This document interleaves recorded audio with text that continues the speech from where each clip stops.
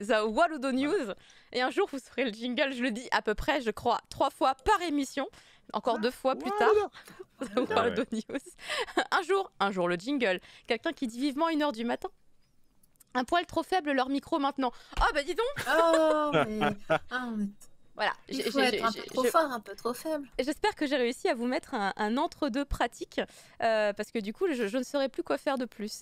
Donc, il y a quelqu'un entre... Oui. Il y a un entre-deux. Ah non. C'est rien, c'est rien. Et on a dit qu'on était fatigué, on a le droit aux blagues pourries, et je vous préviens, je suis très en forme là-dessus. Bon, plutôt qu'entre deux, commençons avec l'entremets et la première news, non? Yeah. Là, je te fais les transitions.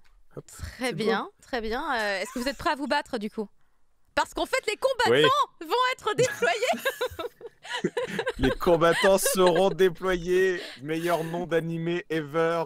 Meilleur nom d'animé. On peut en faire une news. Voilà, c'est parfait. Impeccable. Bah, moi, je faisais la news que pour dire que le nom était cool. On peut passer à la prochaine. Non, on va quand même juste dire. Oui, les combattants seront déployés. C'est annoncé fin de semaine dernière par Wakanim. C'est un animé qui va sortir en avril. En avril ou en mars? J'ai déjà un trou de mémoire. Non, en avril. C'est une série c'est une série dont le nom japonais est Sentoin Akenshimas de Natsume Akatsuki, qui est c'est une série de light novel et c'est le créateur aussi de Konosuba, donc ou Kemonomichi, que moi je ne connais pas, mais je connais Konosuba pour le coup. C'est J.C. Staff qui va être à l'œuvre. À la réalisation, il y aura Hiroaki Akagi, qu'on connaît entre autres pour Inalogic. Moi, je ne connais pas, mais c'est ce que j'ai trouvé le truc le plus probant chez lui. Et le scénariste, c'est le scénariste d'Overlord et No Guns Live. Donc, la scénariste, c'est Yukie Sugawara. Et en gros, de ce que j'ai compris du pitch, on suit une société secrète qui s'appelle Kisaragi et qui, en fait, a réussi à dominer le monde. Ils ont réussi à...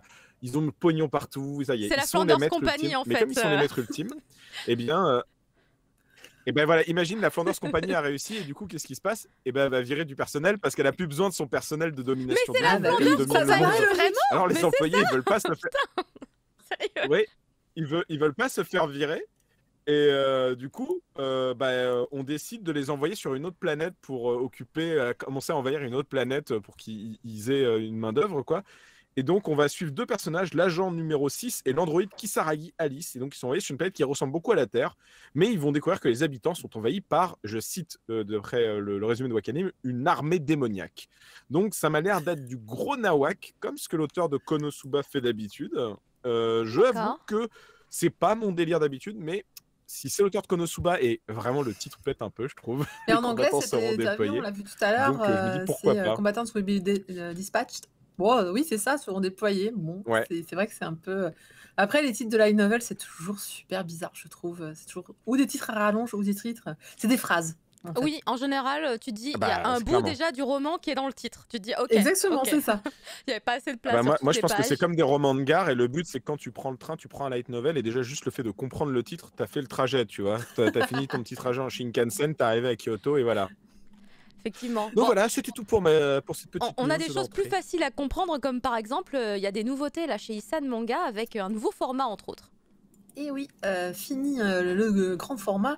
Isan Manga nous a annoncé que donc leur prochain titre en noir et blanc allait changer avec la sortie notamment de Ambassador Magma. Donc vous voyez la couve du tome 1. On va passer à du 17 par 24 cm qui est plus classique. Hein. Par contre, on garde tout ce qui fait la marque de Isan Manga. On va garder les couvertures carton, on va garder le petit marque-page, etc. Donc c'est juste vraiment le format qui va changer pour les mangas noir et blanc encore une fois. Et c'est l'occasion également de parler de Ambassador Magma. Mine de rien, il s'agit d'un titre de Osamu Tezuka de 1965 qui est si je ne me trompe pas, qui est en 3 volumes et dont le tome 1 est attendu donc pour le 30 avril de cette année. Si bien sûr les plannings sont respectés, on ne sait jamais de nos jours. C'est compliqué. Et on va faire la rencontre donc de Magma, un robot géant qui aura pour but d'empêcher en fait la domination du monde par un extraterrestre du nom de Goa. Voilà, c'est un titre vraiment ancien, mais félicitations pour avoir encore notre patrimoine français s'enrichit d'un nouveau titre de Osamu Tezuka. Et ça, c'est vraiment pas mal. Et donc, bravo à Isan Manga. Ça fait pas mal de changements aussi pour eux, mais c'est l'occasion un petit peu d'amorcer 2020 tranquillement. Exactement. Et un titre sympa aussi qui arrive chez un éditeur qu'on voit pas souvent. Pour vous dire, moi, c'était la première fois que je le voyais. C'est Édition Masso et le titre, c'est Invincible au pays du Dalai Lama, qui sera un one-shot. Il est prévu pour le 18 mars. Et alors, Édition Masso, alors déjà, je ne connaissais pas la maison d'édition, mais je ne savais pas non plus du coup qu'il faisait du manga, car j'ai eu un doute quand j'ai vu Kan Takahama, qu'on connaît bien évidemment comme étant une autrice de manga. Je pense à La Lanterne de Nyx, entre autres, mais elle avait également fait une BD. Elle avait repris du coup le roman L'Amant, si je me trompe pas. Oui, de Marguerite Duras. Exactement, dans vraiment, c'était une magnifique BD. C'était un produit sublime. J'ai failli l'acheter, je regrette maintenant de ne pas avoir sorti ma CB au moment fatidique. Mais vraiment, du coup, pour moi, c'est signe déjà de qualité. Kan Takahama, c'est pas n'importe qui, puisque c'est également du coup une mangaka qui a reçu en 2020 le prix culturel Osamu Tezuka. Tu vois, il y a même un petit lien avec la news d'avant. Oh là là, petite connexion. Et dans ce titre, qui s'appelle donc Invincible au pays de Dalai Lama, on va effectivement être sur une histoire déjà inspirée d'une histoire vraie. Donc ça, je trouve ça hyper cool à chaque fois quand il y a eu vraiment des faits réels qui entrent en ligne de compte dans la scénarisation d'une histoire. Et elle a travaillé main dans la main avec Sophia Streelrever, qui est biographe entre autres. Elle a fait plein de trucs, mais elle est entre autres biographe du Dalai Lama. Et là, tu fais, oh, c'est pas n'importe qui une fois de plus. Et du coup, ensemble, elles ont créé cette histoire Invincible où on va suivre une jeune Française qui va être handicapée suite à un acte terroriste dont elle va être victime, une espèce de dommage collatéral. Et en fait, elle va partir au Tibet puisqu'elle va essayer de trouver on va dire la plénitude suite à ce qu'on peut vivre lors d'une attaque terroriste. On a besoin des fois d'aller suivre des thérapies, d'aller voir un psychologue, et entre autres, le bouddhisme va beaucoup l'aider. Donc elle va partir au Tibet où elle va rencontrer de jeunes Tibétains et on va découvrir un petit peu tout ce qui se passe là-bas. Il se passe des choses terribles et du coup, c'est un titre qui sera a priori plein de thèmes très très forts et je suis du coup extrêmement curieuse de le découvrir. En tout cas, ce sera à partir du 18 mars chez Édition Masso. Maintenant, on passe à des bonnes nouvelles parce que c'était presque un peu triste. Vas-y, Thunder, à toi. Eh bien, c'est le point de Ghibli, parce qu'à chaque fois que je viens, il y a un petit point de Ghibli. Et pas que, il y a toujours un point. Il y a un point Demon Slayer pour toi. Oui, voilà, t'as spoilé. J'allais dire ceux qui connaissent l'émission savent qu'en général, on me refile une news sur un autre sujet. Effectivement. Sur le point de Ghibli, c'est qu'effectivement, la VOD arrive dès aujourd'hui. Depuis aujourd'hui, le studio de Ghibli, tous les films de Ghibli sont en VOD via Wildside, de l'éditeur Wildside, qui a récupéré en septembre ou novembre dernier, je ne me rappelle plus de la date exacte, les droits pour l'international, en tout cas la France, c'est sûr de sûr, pour les films Ghibli. Donc ils succèdent à Disney en fait, qui a donc j'en conclus rendu les droits. C'est Buena Vista, c'est ça? Je sais pas s'ils les ont perdus, rendus, en tout cas voilà. C'était Disney, mais bien Buena Vista. Et donc dès aujourd'hui, vous avez la VOD, et Wildside en a profité aussi pour dire que ils vont sortir prochainement, ils ont dit très vite, donc là ça veut tout et rien dire, des versions physiques, donc des DVD et des Blu-ray.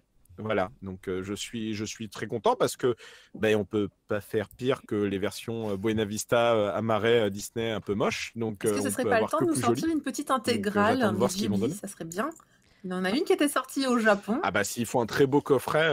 Peut-être. Moi j'aurais peur du prix, mais. Ouais. En vrai, s'ils arrivent à refaire comme les éditions, j'aimerais bien qu'ils fassent comme les éditions japonaises qui sont magnifiques.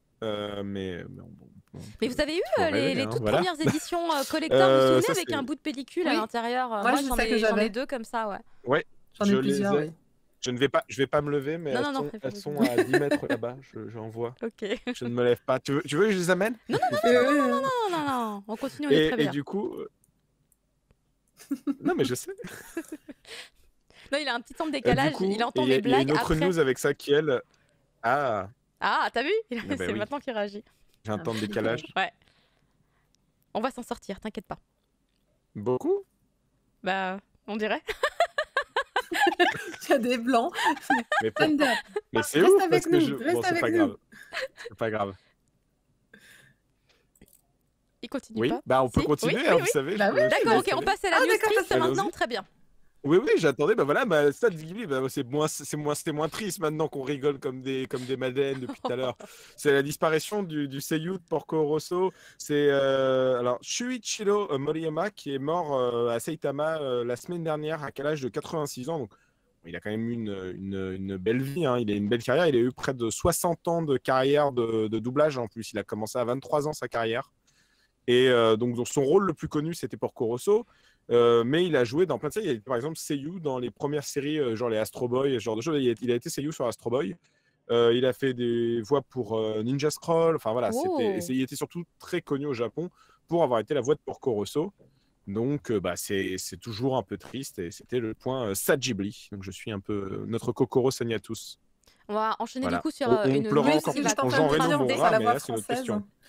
Ah, la voix française. C'est Jean Reno, oui. Oh, bon, heureusement Non, qu'on n'est pas en train d'annoncer une mauvaise nouvelle concernant Jean Non, Reno, tout va bien, ça tout va très ça bien, va. et on n'a pas envie que ça Ah arrive non, on de annonce sitôt. que dalle. On n'a pas envie du tout. Non, on va Non. passer à une nouvelle beaucoup plus sympathique puisqu'il y a un nouveau manga qui sort chez Mao Édition. Oui, la très jeune maison d'édition Mao qui a commencé l'année dernière, si je ne me trompe pas, avec notamment un light novel par un auteur français, et bien cette fois annonce un nouveau light novel et le manga de Berserk of Gluttony. Donc on va commencer d'abord avec le light novel qui est déjà annoncé. Donc on est plutôt sur du dark fantasy médiéval, c'était déjà le cas, hein, donc Les Enfants de Gore par Sylvain Ferrieux. Sauf que donc là on est sur une saga qui compte déjà 7 tomes au Japon, mine de rien, et qui va parler donc de Fate. Il s'agit a priori d'un garde sans histoire qui est dans un monde où tout le monde a des pouvoirs. On peut dire qu'il y a les gens qui ont des pouvoirs ridicules qui servent à pas grand-chose, et puis il y a ceux qui ont de grands pouvoirs puissants, etc. Et Fate va se rendre compte qu'il a le pouvoir d'une faim insatiable, et cette faim, en fait, va l'amener à dévorer l'âme des gens. Et donc, et en dévorant l'âme des gens, il va se rendre compte que ça rajoute les statistiques de la personne à sa propre personne. Donc, on est vraiment sur une histoire, voilà, vous voyez un petit peu le trailer. D'ailleurs, merci beaucoup aux éditeurs qui proposent des trailers. Ça met tout de suite, surtout pour un light novel à la base, ça met tout de suite dans l'ambiance. Ça sera donc disponible pour le premier light novel le 30 avril prochain. Et j'ai très très hâte de voir ça. Je pense vraiment que les light novels, on en parlait un petit peu tout à l'heure, on parlait des romans rapides à lire. Voilà, ce format est vraiment agréable, je pense, pour tout amateur d'heroic fantasy, de mangas divers et variés, qui permet finalement d'avoir des aventures vraiment, on pense notamment au très connu Sword Art Online.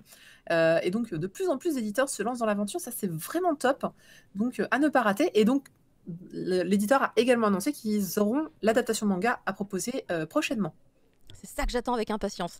Mais oui, ces illustrations sont vraiment, vraiment belles. Hein. Oui, parce que du coup, là, plein de gens dans le chat ne comprenaient pas parce que le titre de la news c'était nouveau manga chez Mao, mais c'est vrai que c'était nouveau light novel et manga. C'était pour moi ça. Light novel et manga. Car light novel, on sait que Mao fait des light novels, c'est voilà un de leurs produits principaux, mais manga beaucoup moins. Du coup, c'est cool de mettre en avant ça. Je vois c'est annoncé où? C'était dans le pack, c'était dans le, comment on appelle ça, le pack de presse de Mao, quand je leur ai demandé des illustrations, s'ils en avaient un petit peu plus à me proposer de Berserk of Gluttony. Et dans l'information presse, il y avait marqué l'annonce de la licence également du manga.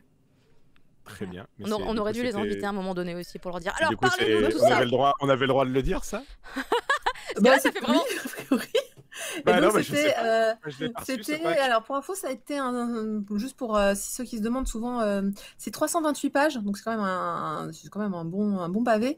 Ça vaudra 13,80 € et sachez qu'il y a 400 000 vendus au Japon de ce titre.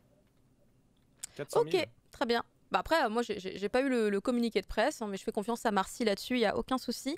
On va enchaîner sur une autre info qui doute quand même, mais je leur lirai, mais après. Pour le coup, là, il y avait eu déjà fuite concernant cette information-là, puisqu'il y avait eu un article posté sur, alors je ne sais plus si c'est Le Monde, Le Figaro, mais en tout cas sur un site très très connu de ce genre-là, l'information comme quoi Dans l'ombre de Crémy allait sortir, et moi du coup j'ai attendu d'avoir mon petit CP, mon petit communiqué de presse, et qu'il arrive dans ma petite boîte mail, bien contente, et du coup je vous ai screené ça, voyez, et je suis trop contente parce que je m'attendais pas trop à ce que Kurokawa nous sorte un titre comme celui-là, mais en même temps c'est vrai que ils ont des belles surprises des fois.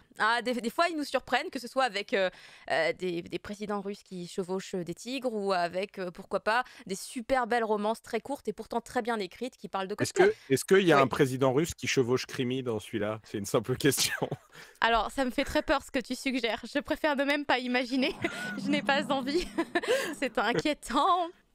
C'est inquiétant. Non, pas du Dans tout. l'ombre de Crémy, évidemment, vous vous en doutez, on va replonger dans l'univers de Crémy Mamie, qu'on appelait, je crois, Merveilleuse Crémy quand on était jeune. Tout à Et fait. c'était évidemment voilà, un des Magical Girls les plus emblématiques du studio Pierrot. Je m'en souviens encore avec beaucoup de nostalgie. Je chante encore ces chansons des fois sous la douche.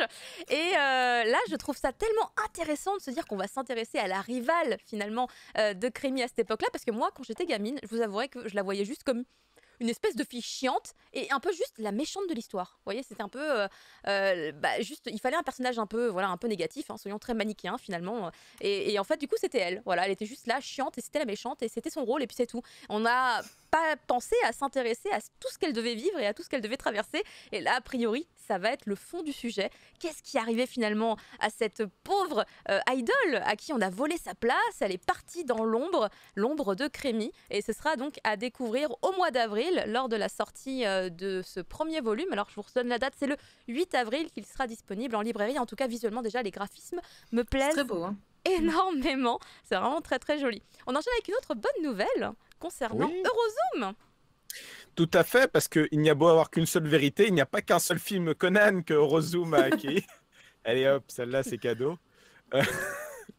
Eurozoom a annoncé récemment, en plus d'avoir annoncé donc, Scarlet Bullet, son nouveau, le 24e film de la licence Conan, qui devrait sortir au cinéma si les dieux nous entendent quand les cinémas rouvriront. Je vais prier dans tous les temples. Au Japon est sorti en fait un film. Et ben, il y a un film qui est sorti, un film récapitulatif qui s'appelle Scarlet Alibi. Alibi. Mon anglais n'est pas très bon cette fois-ci. Qui est un film récapitulatif de la famille Arai, qui est en fait la famille qu'on voit sur l'affiche que j'ai mis sur le petit slide, sont des personnages de Conan. Et comme il y a beaucoup de personnages et qu'en plus Conan c'est une série qui est très diluée dans le temps, il fallait un peu peut-être réexpliciter qui sont chaque membre et leur implication à chacun, parce qu'ils ont tous eu des rôles à un moment ou à un autre dans Détective Conan et qu'ils sont tous au centre de Scarlet Bullet en fait. Donc Scarlet Alibi est sorti au cinéma au Japon du 11 février au 4 mars. Donc il est, et en ce moment il va jusqu'au 4 mars, donc c'est un temps très court mais fait exprès pour coïncider avec la sortie cinéma de Scarlet Bullet. Et donc, nous aussi, nous devrions avoir Scarlet Alibi et Scarlet Bullet. Donc voilà, mais on n'a pas de date pour l'instant non plus. Ils ont juste dit que ça allait être très prochainement en parallèle de la sortie donc, du film, on va dire, officiel. Parce que là, on pourrait plus dire que c'est une espèce de téléfilm récapitulatif, malgré sa sortie cinéma. Donc voilà. Très bien, bah merci. C'est vrai que des fois, les films Conan sont voilà. un peu sombres, mais pas autant que Purgatory Girl, Marcy, je crois. Moi, j'aime bien les mangas d'horreur. Je suis désolée. Du coup, Ah, mais là, c'est très bien, c'est très bien, c'est très bien. planche là tout de suite, je me dis ça va être un bon titre. Et oui, encore un manga d'horreur chez Omake Manga, hein, qui avait déjà commencé avec Children et puis ensuite Sayuri. Excellent one shot que je vous recommande si vous aimez bien sûr hein, les mangas d'angoisse, d'horreur, le sang, les mogoblins, tout ça. Donc nouveau titre Purgatory Girl, ça sera un titre en 4 tomes.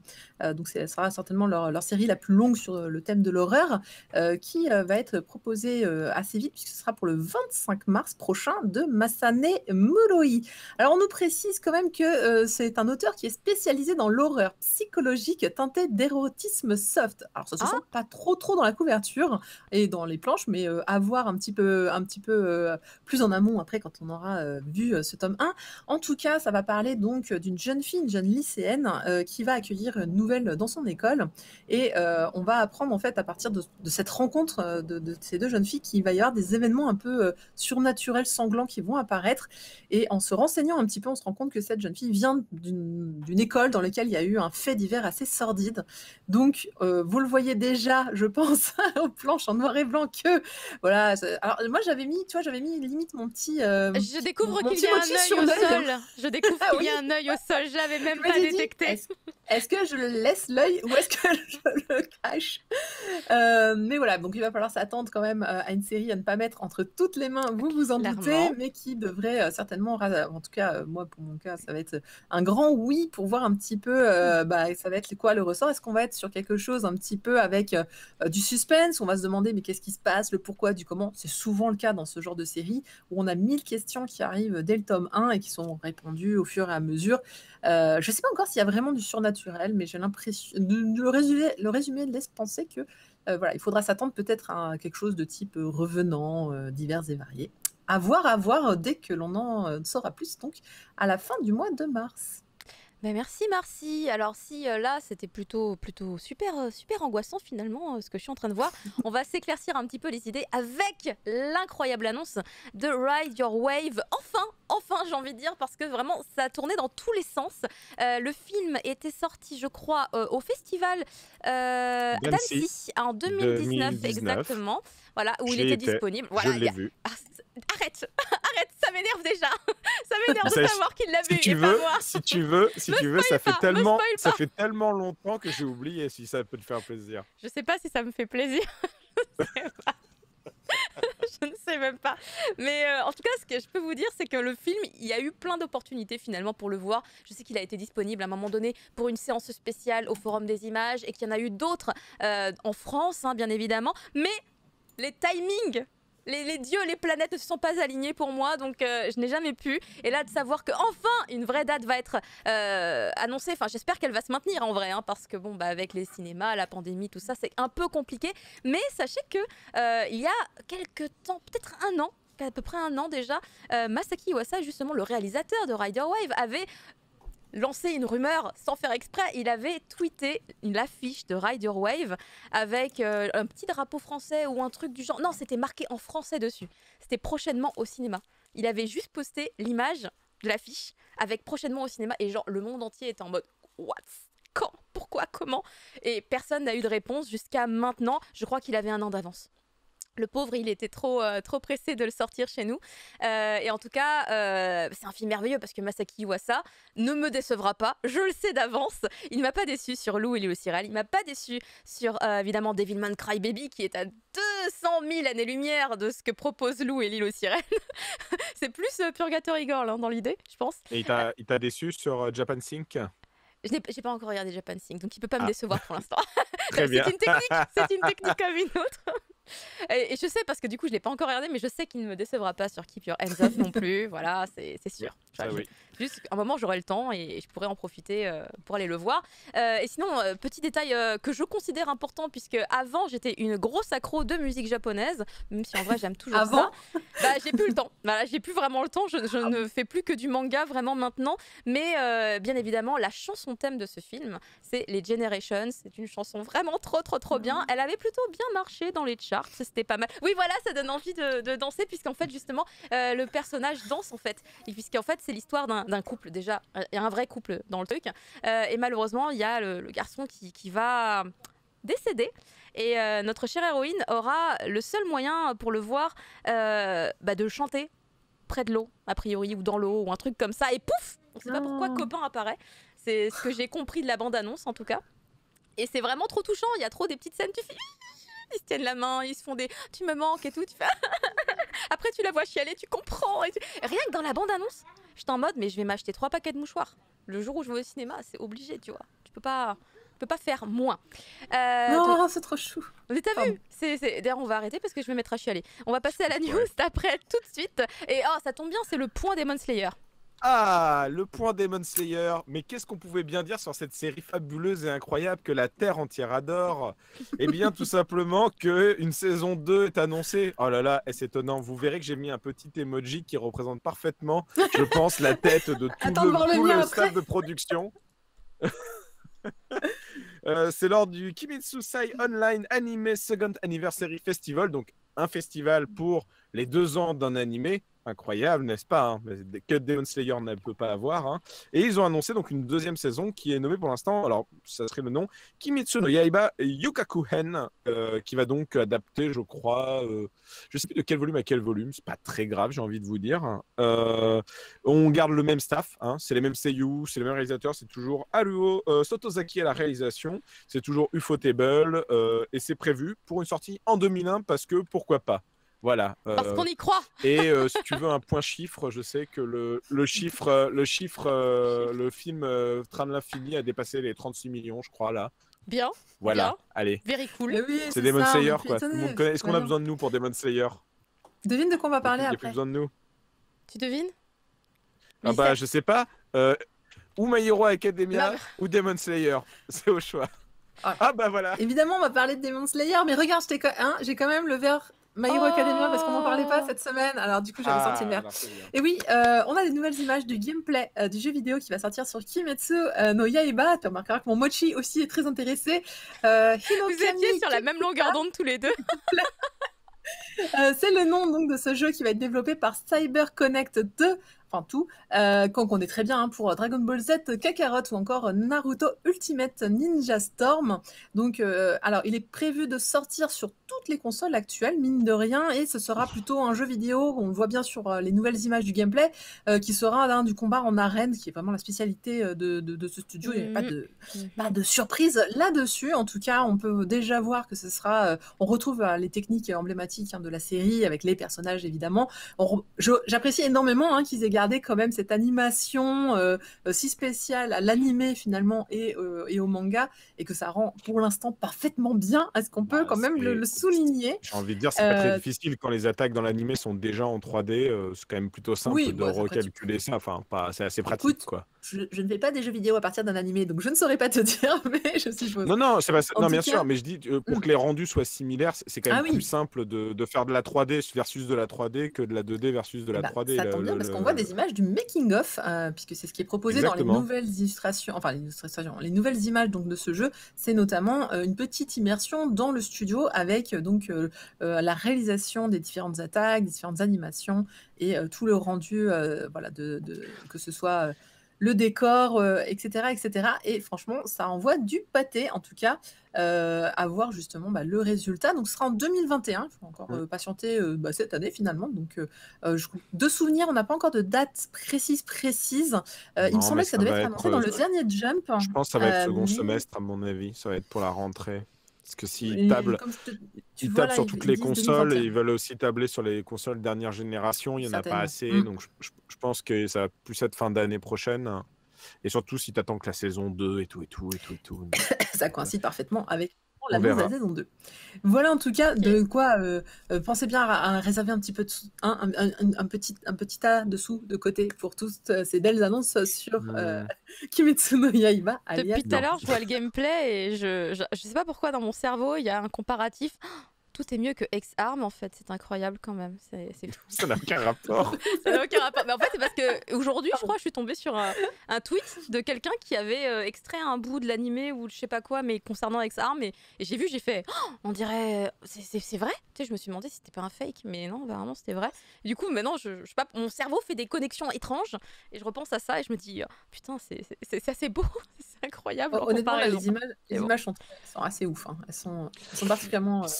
Ça va. Je suis pas convaincu. J'ai vu 2-3 personnes dans le chat qui n'étaient pas convaincues. Je suis pas convaincu non plus.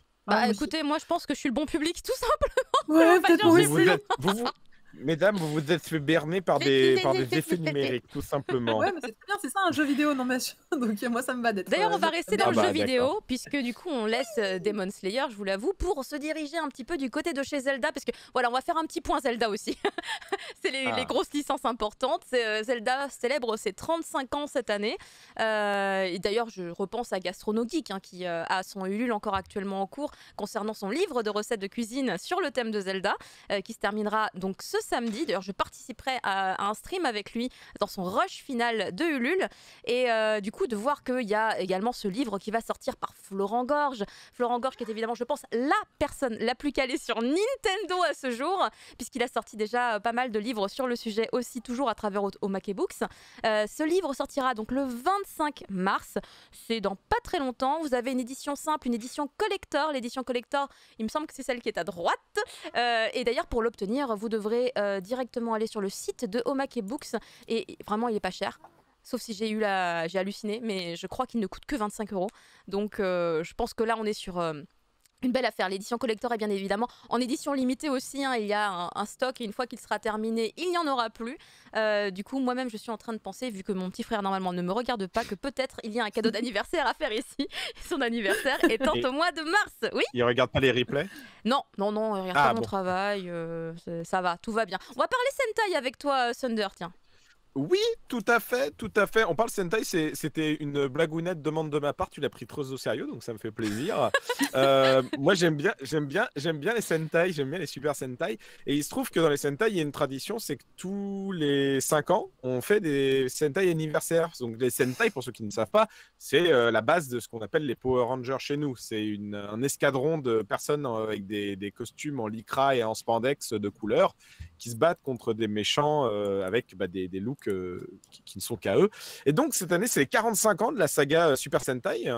Et donc, la nouvelle série qui va s'appeler Kikai Sentai Zenkaiger, qui peut se traduire par Zenkaiger, l'escadron des machines, va bientôt débarquer chez nous. Et la particularité, comme c'est une saison anniversaire, au demeurant qu'elle va faire revenir plein de rangers rouges des anciennes saisons, quasiment les 44 autres, là on les voit à l'image. Voilà. Il se trouve que c'est la première saison de Sentai. Le thème, chaque année, les Sentai ont un thème. Cette année, le thème, c'est les mechas, les robots et la machinerie en général. Et en fait, l'équipe de Sentai n'est composée que d'un seul et unique humain, en fait, donc le Zenkaiger. Et il va faire équipe avec 4 mechas, en fait, qui vont donc être ses acolytes de combat. Et ils vont devoir voyager dans les dimensions parce qu'il y a les méchants qui veulent, en fait, détruire quelque chose dans le multivers de ces univers de Sentai et tuer toutes les anciennes équipes, de ce que j'ai compris. Donc voilà, c'est toujours.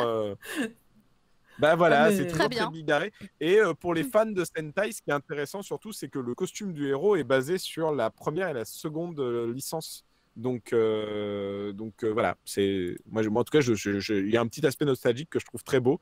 Et c'est toujours un peu kitschouille, mais ouvrez votre cœur. Si vous avez pu ouvrir votre cœur au jeu Demon Slayer, ouvrez votre cœur à Kikai Sentai Zenkaiger. C'est pas pareil. C'est quasiment pareil. En tout cas, voilà, 45 ans pour cette série, mais ce n'est pas les seuls à fêter un anniversaire puisque Chato fête ses 3 ans, Marcy. Et oui, et on va en parler parce qu'il y a eu donc la soirée anniversaire, ça s'est passé samedi dernier, on y était, et donc qu'est-ce que l'on a pu proposer donc pour ce Chateau, un petit peu la revue de ces 3 années passées pour cette très très jeune maison d'édition, même si 3 ans ça commence quand même à peser, et on a pu donc découvrir leur prochain titre qui s'appelle Country Girl, qui sera un manga en 2 tomes, qui sortira le 12 mars prochain, mais également c'était l'occasion de faire 2 interviews avec les traductrices donc de l'éditeur, à savoir Marie-Lou Leclerc pour le japonais, et également Roxane Gartfeld pour du studio Magma, donc pour tout ce qui est Taïwan et donc le chinois, entre autres. Faut savoir que Chato édite beaucoup de mangas de tout horizon, et donc ils ont des mangas japonais, mais également des mangas de Taïwan, des mangas de Hong Kong. Il y en a vraiment pour tout. Et c'était notamment enfin la révélation de l'illustration des 3 ans. Alors Chato, c'est un des rares à le faire, mais chaque année, il propose une illustration qu'ils vendent ensuite à un exemplaire très réduit, à 100 exemplaires. Alors ça vaut son pesant de cacahuètes, ça vaut 100 € l'illustration, mais il s'agit donc d'une petite œuvre d'art, puisque c'est très grand déjà, et très lourd, je sais, parce que j'ai la deuxième. Et surtout, ce n'est vendu que pendant 1 an, c'est-à-dire que ce soit tout vendu ou pas tout vendu, ils arrêtent la vente au bout d'1 an pour garder le côté collector. Et donc l'illustration, vous la voyez là à l'écran, si le style vous parle un tout petit peu, c'est normal, il s'agit de l'illustration de Narita Imomushi, c'est l'autrice de It's My Life et du manga Killing Me, Killing You. Voilà, qui sont, je crois, chez Ototo pour It's My Life, qui fait de sublimes illustrations, cela dit passant, et qui donc réalise une illustration inédite pour Chato, et donc il va être proposé. D'ailleurs, vous voyez la mascotte de Chato en bas à droite de l'illustration, le petit chat, et il y a écrit Chato en haut, avec, je crois qu'il y a d'ailleurs un gâteau quelque part, où les 3 ans qui sont écrits. Voilà, donc n'hésitez pas à vous procurer cette illustration, et le live est disponible sur leur Twitch, et pour fêter également tout cela, c'est pas fini, Chato lance aussi son YouTube. Voilà, ils ont désormais une chaîne dédiée sur laquelle vous allez d'ailleurs pouvoir découvrir un petit sketch réalisé par la maison d'édition, façon Bref, si vous vous souvenez de la série télé Bref, voilà, ils ont fait un Bref, je suis éditeur. Je vais aller voir ça. Il est assez drôle, il est plutôt bien réussi. Donc joyeux anniversaire à Chato, et puis longue vie à toutes les maisons d'édition, évidemment. Exactement. Et du coup, on va passer sur une autre bonne nouvelle. Si vous n'aviez pas trop les moyens de prendre un abonnement chez Crunchyroll, oh mince, pourquoi ça n'a pas lu la vidéo? Pourquoi tu te lances pas? La vidéo se lance pas. Je vais le faire à la main. Et hop, j'appuie dessus. Voilà. Il faut tout faire soi-même maintenant, c'est terrible. Normalement, un bouton et ça marchait. Parce que du coup, la bonne nouvelle, c'est que le film Given, dont on a annoncé l'arrivée sur Crunchyroll il y a de cela quelques émissions, il y a un bruit, c'est pas la vidéo, rassurez-moi. Non, c'est pas la vidéo. J'ai entendu comme un bruit, j'étais là, on dirait les feux d'artifice, j'espère que c'est pas ça. Non, ça vient de chez Marcy, je crois. C'était un train.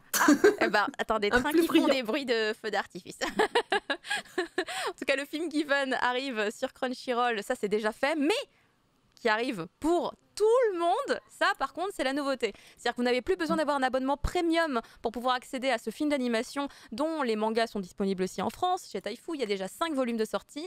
Là, ce film d'animation, vous pouvez aller sur Crunchy, prendre votre petit compte gratuit si c'est le cas et profiter du film avec des pubs, j'imagine, hein, c'est la logique. Mais là, vous n'avez pas besoin de souscrire à l'abonnement. Et ça, je trouve que c'est une trop bonne nouvelle parce que du coup, ça veut dire encore plus de gens pour pouvoir profiter de cet incroyable film d'animation que je n'ai toujours pas vu, je n'ai toujours pas eu le temps, mais je sais ce qui se passe dedans. Hein, j'ai lu le manga, donc je sais, mais tout le monde me dit qu'il est trop bien, donc il va falloir que je trouve le temps. Voilà, c'est pour m'auto-faire un rappel moi-même. Hein. Je fais des news pour me dire, dans ma vie, j'aimerais bien faire ça. C'est pour moi aussi. Autre rappel d'ailleurs, je rigole de la news d'après, puisque c'est un truc qui s'est passé pour la Saint-Valentin. On va entrer dans le thème de la Saint-Valentin, puisque c'était le gros événement de ce week-end dernier, à savoir donc Osomatsu-san. Je sais que t'aimes en parler, Thunder. Alors oui, tellement que du coup, t'as trouvé cette news, t'as dit « Je te la garde, Thunder !» Je l'ai gardé 3 semaines. Je l'ai gardé 3 semaines. Ça fait 3 On la semaines voyait que tu en gardes bas. cette news. J'ai même dit à un moment, non mais laisse tomber, tu m'as fait si, tu vas la faire. Donc du coup, en tant que fan de Somatsu, je vais la faire effectivement. 3 épisodes spéciaux pour la Saint-Valentin qui s'intitulent Shokomatsu-san Valentine's Day N. Qui sont sortis le 13, le 14 et le 15 février. Donc ça, déjà, c'est plutôt cool. Et en plus de ça, ils vont diffuser au mois de mars 3 autres épisodes qui s'appelleront Shokomatsu-san White Day N. Parce que au Japon, il y a la tradition du Valentin qui fait que les filles offrent du chocolat aux garçons.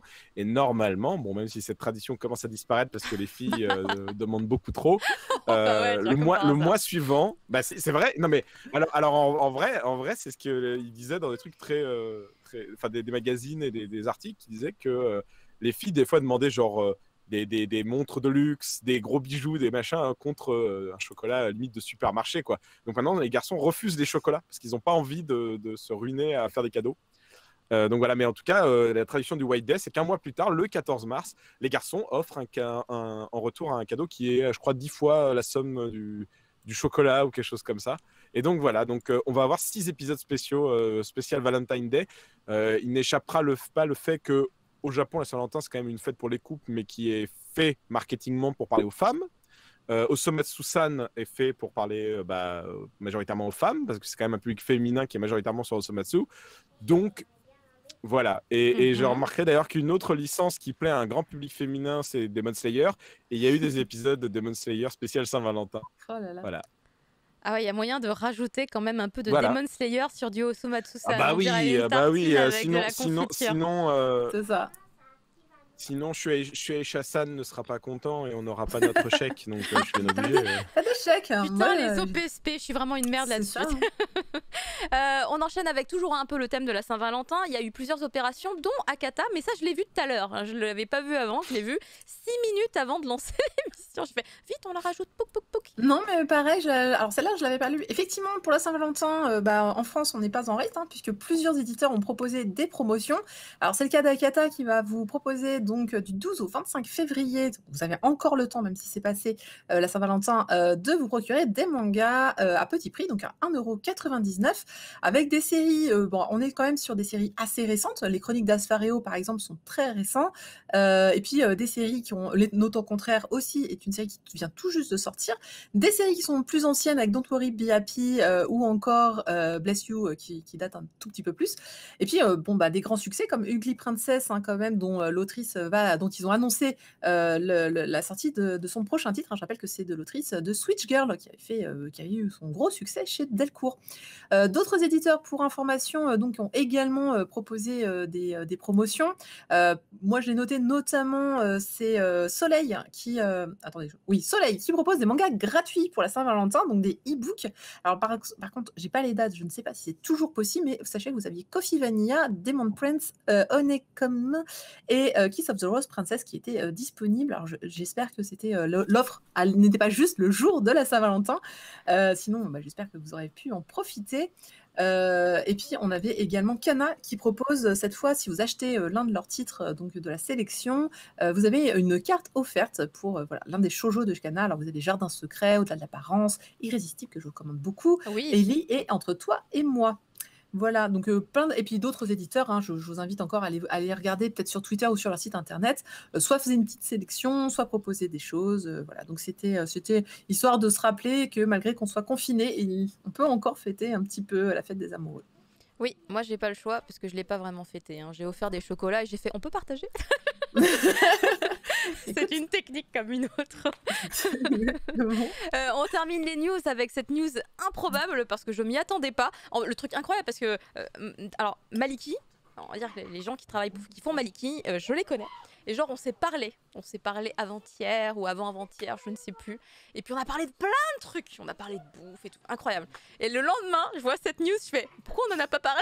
Ah, je te l'ai pas dit. Ben non, j'étais pas au courant, tu m'as rien dit du tout. On a parlé de plein de trucs, mais pas de ça.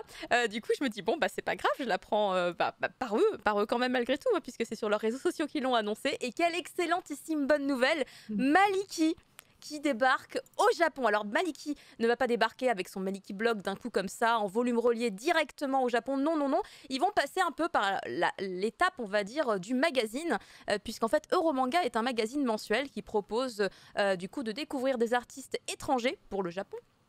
Et à terme, on peut évidemment s'imaginer qu'on pourra retrouver vraiment Maliki Blog dans les rayons de certaines librairies au Japon. Et ça me fait très très plaisir puisqu'en fait Euromanga, c'est également eux qui gèrent au Japon du coup Last Man, Black Sad également, ainsi que Radiant. Donc je pense que là, Maliki, on n'est plus très loin avant l'animé. Ah, le chemin vers l'animé, on est dessus. On croise les doigts très très fort pour cette adaptation qu'on attend depuis si longtemps. Un jour, l'animé. Oui. Comme ça, ma fille arrêtera de me passer le générique en boucle de toutes les versions possibles et inimaginables. Elle a raison. C'était une période très particulière, je me souviens à la sortie de ce générique. Mais ça, par contre, j'étais au courant du générique. Le générique, je savais. Et ça, je savais pas. Du coup, j'étais là. Bon, écoutez. Mais c'est vrai qu'il y a tout pour faire un très bon anime. Mais totalement. Mais alors, tout ce qu'il faut. Tous les ingrédients, ils sont. C'est l'intégrale. Soyons patients. Exactement. Voilà. On va passer aux sorties de la semaine et au